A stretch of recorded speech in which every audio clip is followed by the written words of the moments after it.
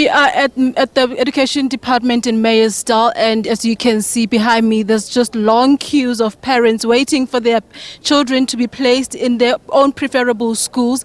And with us to explain more as to what happened and what happened yesterday and what is happening again today, because most parents seem to be very dissatisfied about the schools that their children have been placed in. So here to tell us more about all of that is Mr. Steve Mabona, the spokesperson for the Education Department in the Gauteng province.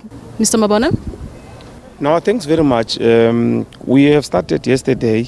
We had a chaotic environment because of the parents are normally anxious. They want to be assisted, but if there's a lull in terms of communication on how you do things, it becomes a problem. But we intervened and we had a system, assisted them according to circuits as they were. And allay fears, we assured them that they're going to be attended up until the last one. I know officials left here about 8, and at that time everyone was attended to. And today the system is quite easy now. We categorize them different circuits, coming from the main gate.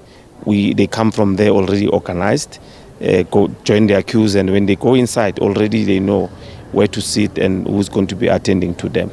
We understand that there's most of that who did not apply online, and we are giving them an opportunity to apply. Those are late registrations. And out of those, remember we've opened the system in December on the 18th. We are standing at over 21,000 of those that applied already since we opened the system. And those are placed already. They don't need to wait for any placement period. But out of those that applied late, you have those that are not satisfied because when they access the system at that time, they could not find schools that they preferred, schools that will be economically viable for them, schools that they think that will work for them. So they then just applied to any school, even if the school is in the west and they stay in the east.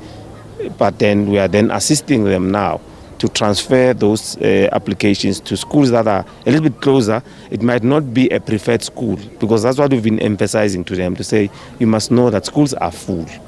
What we are doing, we are working very closely with schools because they've been increasing capacity. There are those that will be giving us 10, 15 in terms of the capacity, and we have managed to accommodate and giving them letters to assure them to say you are placed at this school, and they will go to the school and produce that letter, and that's how we're going to be assisting them. So overall, we have a system, and we know that this is happening across the province.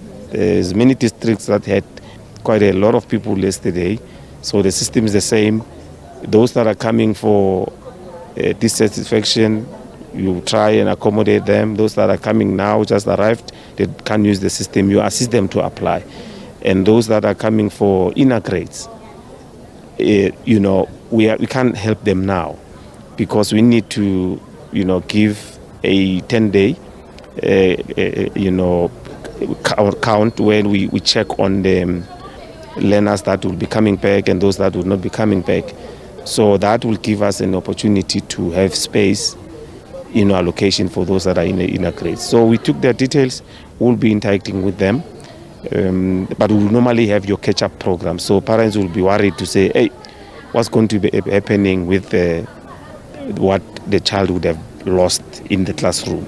So we'll normally have the catch-up programs to a certain extent, checking with relevant schools and the numbers of those that will be joining late, work very closely with them.